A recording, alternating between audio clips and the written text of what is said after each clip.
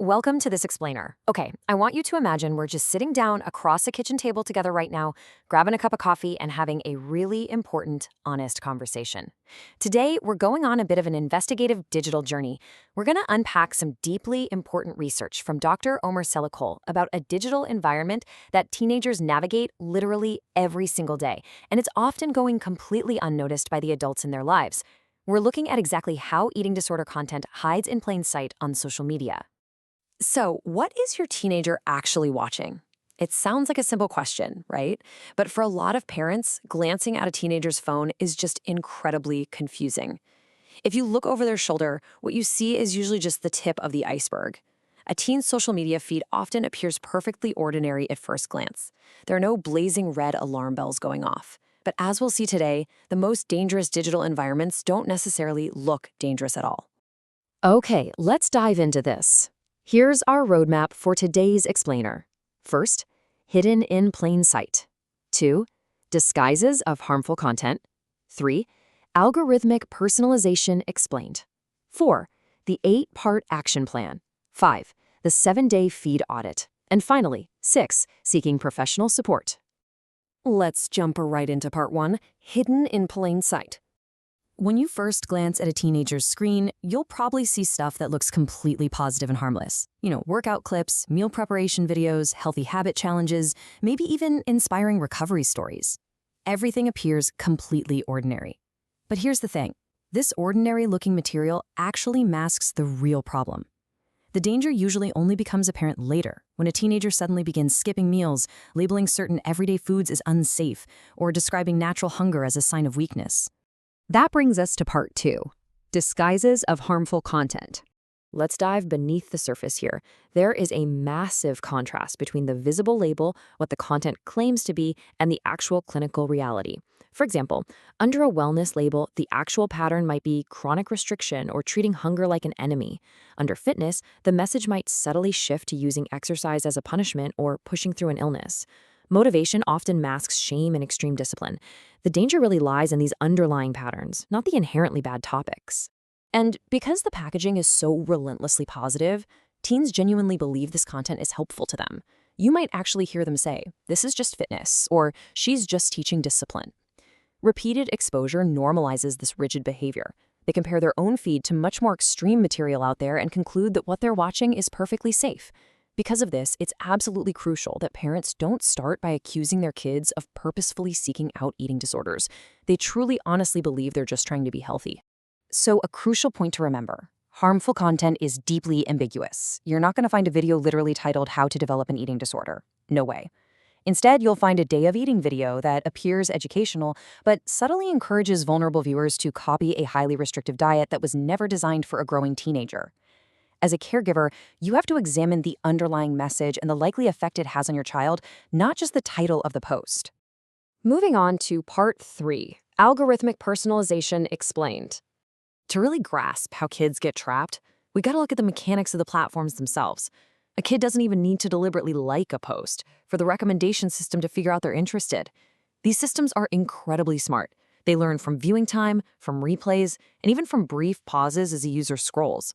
Just hesitating for a second on a dramatic body transformation video sends a signal.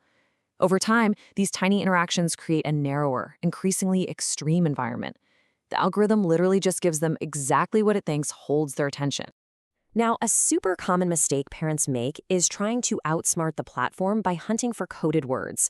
Creators often use altered spellings or emojis to bypass platform moderation, but chasing these ever-changing secret codes is a losing game, and honestly, it can accidentally direct you to even more harmful communities.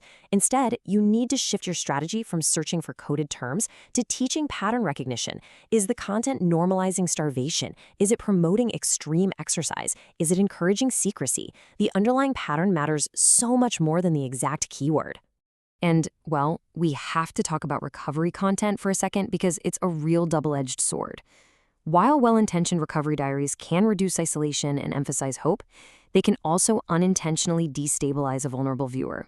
If a creator shares their exact lowest weights, specific calorie amounts, or competitive before and after body images, a teen might use that as an instruction manual rather than inspiration. A safer resource focuses on the treatment and the coping, not the competitive, gritty details of the illness. All right, let's pivot to part 4, the 8-part action plan. We're shifting gears now from the anxiety of the problem to a highly practical, buoyant solution. Step 1, describe the pattern to your child, don't just throw labels around. Step 2, ask what function the content serves, like is it providing motivation or maybe relief from anxiety. Step 3, observe real-world offline changes. And step 4, reduce recommendation signals. Now, crucially, parents should not doom scroll their teen's feed to investigate. Why? Because your extra watch time will just train the algorithm to send them even more of that dangerous content. Building on that, the second half of the plan is just as actionable. Step 5, intentionally follow credible, qualified pediatric and sports medicine accounts. Step 6 is all about protecting vulnerable viewing periods. Make meals and late-night hours completely screen-free so they aren't bombarded with diet content when they're hungry or exhausted. Step 7, use platform tools to report dangerous material, but definitely don't get into public arguments with creators. And Step 8, the most vital one, if behavior changes, seek professional assessment. When you're actually executing this plan, the language you use is absolutely crucial. Saying things like, "You're so gullible," or "You brought this on yourself," only creates shame, which inevitably leads to more secrecy. Instead, use helpful, system-blaming language. Try saying, "These systems learn what holds our attention," or "Some harmful messages are intentionally packaged as health advice." This approach sets firm limits while totally preserving your child's dignity. Let's look at part 5, the 7-day feed audit. Now, you might be wondering how on earth to monitor this without turning your relationship into a total surveillance state. The answer is a structured week-long audit where you aren't fighting, you're just observing. On day 1, record the content categories in your teen's emotions before viewing. By day 3, note any urges or behaviors that immediately follow screen time. On day 5, actively observe those recommendation loops and apply platform controls like the not interested button. And by day 7, step back and ask, what offline behaviors require professional attention regardless of the feed? Just remember, record the observed effects, but please do not save or circulate the graphic material yourself.